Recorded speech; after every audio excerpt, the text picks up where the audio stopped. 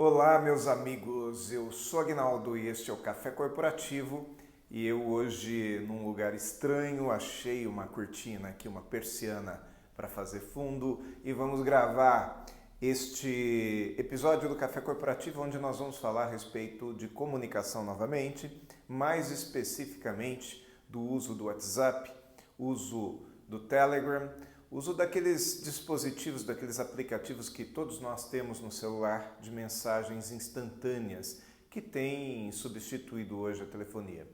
Neste episódio de hoje, eu tenho uma colinha ali, nós vamos falar a respeito das mensagens mal escritas, daquelas mensagens que as pessoas escrevem de qualquer jeito.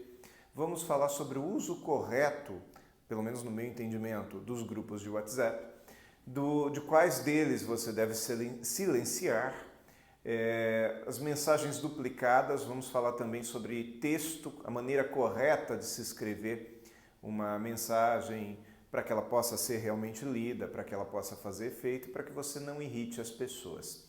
Vamos falar a respeito dos vídeos que você deve ou não enviar para as pessoas, em quais grupos, e no final nós vamos falar um pouquinho sobre resistência a isso, sobre aquelas pessoas que são resistentes à tecnologia. No final, eu dou uma dica muito importante, por isso assista o vídeo até o fim.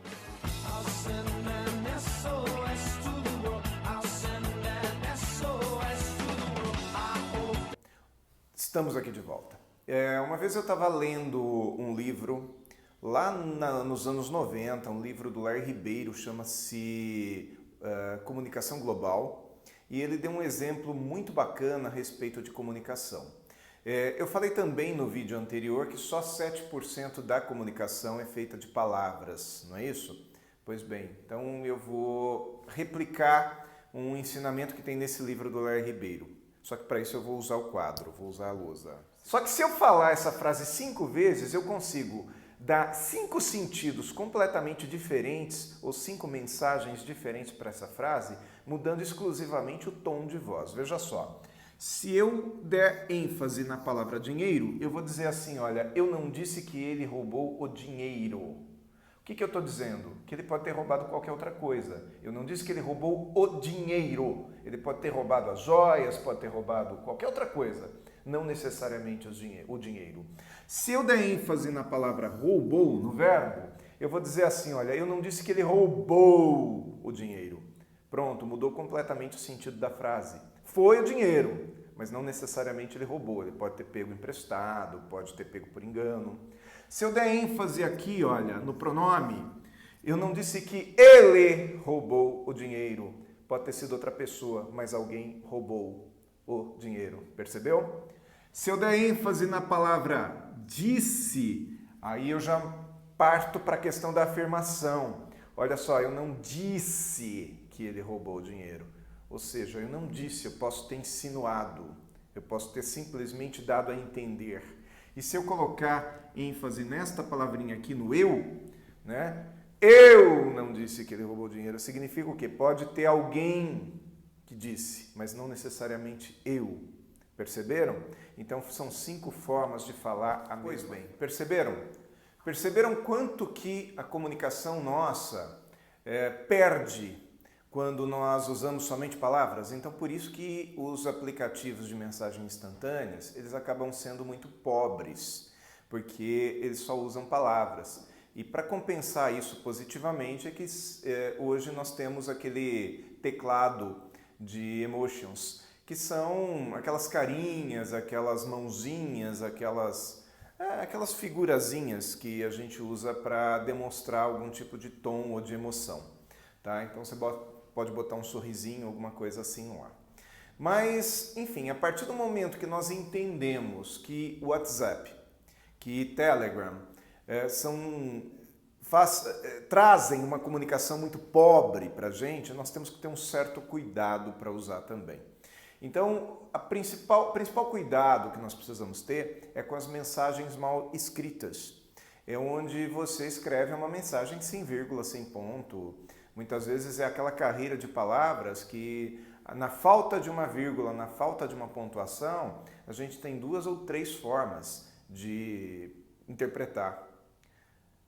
Basta simplesmente uma vírgula, né? Não estou aqui, sem vírgula significa que eu não estou.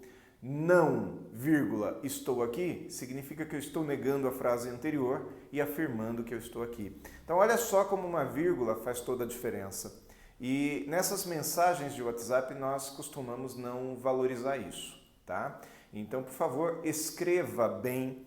Verbo tem R no final, tá? Então, quando eu falo que eu vou ficar, tem um R no final, eu não vou ficar.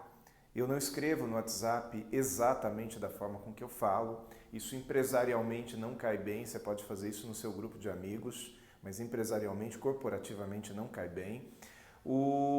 Falando em grupo de amigos, é muito importante você entender como é que você usa esses grupos, porque no seu celular você vai ter grupos profissionais, você vai ter grupos de amigos, você vai ter grupos de piada, grupos de associações que você pode participar. Eu, por exemplo, no meu celular, eu tenho uma série de grupos da empresa. Então, grupo da empresa não cabe piada, a menos que seja uma piadinha a respeito do assunto que a empresa está desenvolvendo. Mas grupo da empresa não cabe piada. Porque se você começar a encher o grupo da empresa de piada, ele fica improdutivo. Os assuntos importantes vão se perder no meio de tantas piadas. Então, separe, tenha o grupo de piadas e tenha o grupo da sua empresa para assuntos sérios.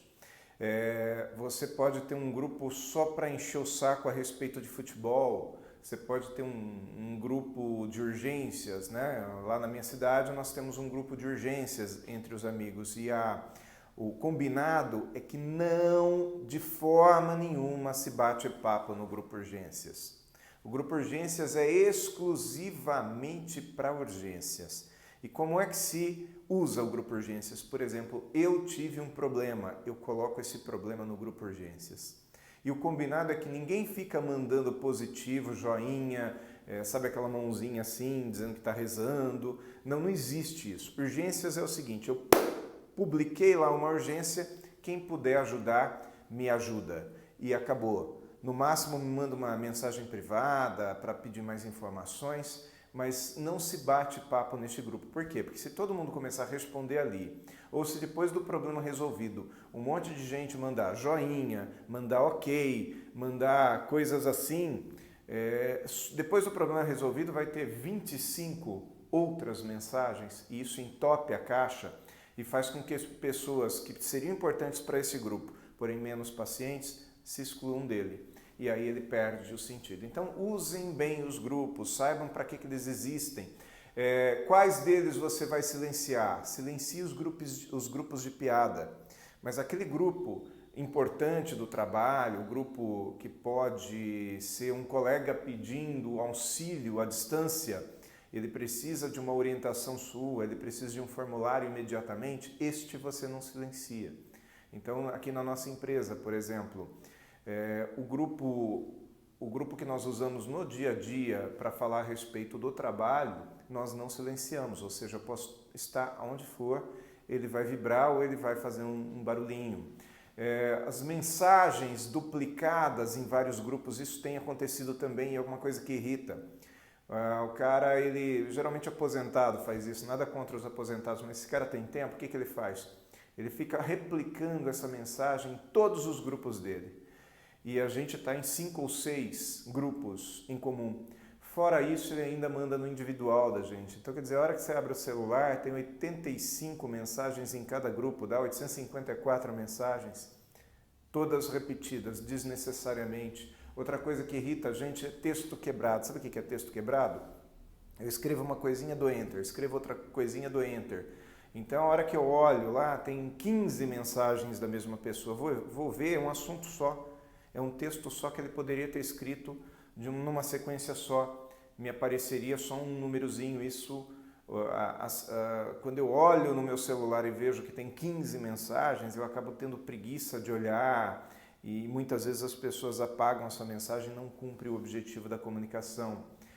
Vídeos também, toma cuidado em mandar vídeos, porque tem muitas vezes que você fica mandando vídeo, você achou tão legal o vídeo que você manda em todos os grupos e você acaba mandando em grupos errados irritando pessoas, fazendo pessoas também saírem dos grupos. A intolerância ou a tolerância das pessoas em grupos de WhatsApp é muito de WhatsApp, não vou usar esse negócio.